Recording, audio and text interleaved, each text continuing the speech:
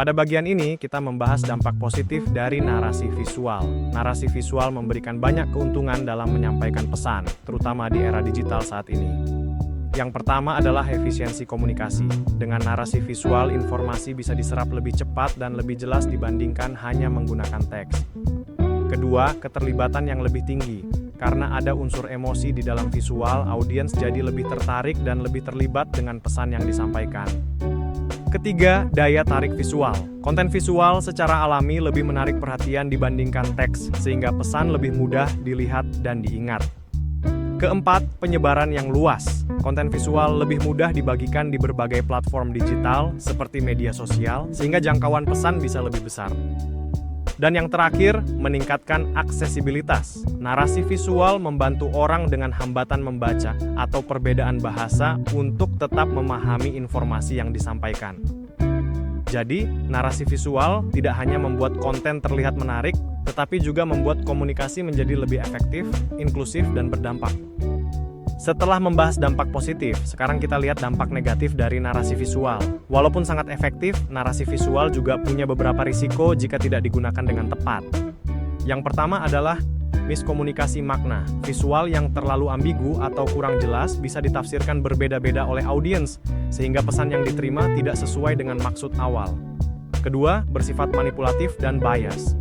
Narasi visual bisa digunakan untuk menggiring opini publik dengan cara menonjolkan sudut pandang tertentu dan menyembunyikan fakta lain.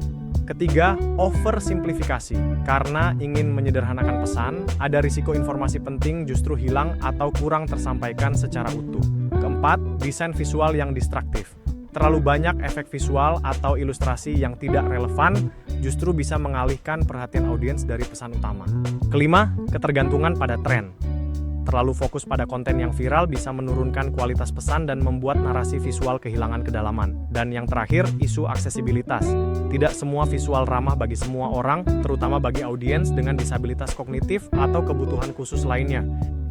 Jadi meskipun narasi visual sangat kuat, kita tetap perlu menggunakannya secara bijak agar pesan yang disampaikan tetap jelas, etis, dan inklusif. Pada bagian ini, kita membahas peluang narasi visual di masa sekarang dan ke depan. Perkembangan teknologi membuat narasi visual semakin luas dan menarik untuk dikembangkan. Yang pertama adalah AR dan VR storytelling. Dengan teknologi AR dan VR, pengalaman visual menjadi lebih imersif dan interaktif.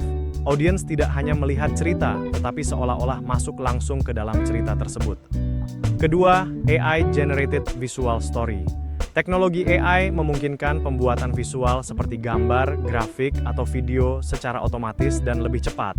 Selain efisien, AI juga memungkinkan personalisasi konten sesuai dengan kebutuhan audiens. Ketiga, microvisual content.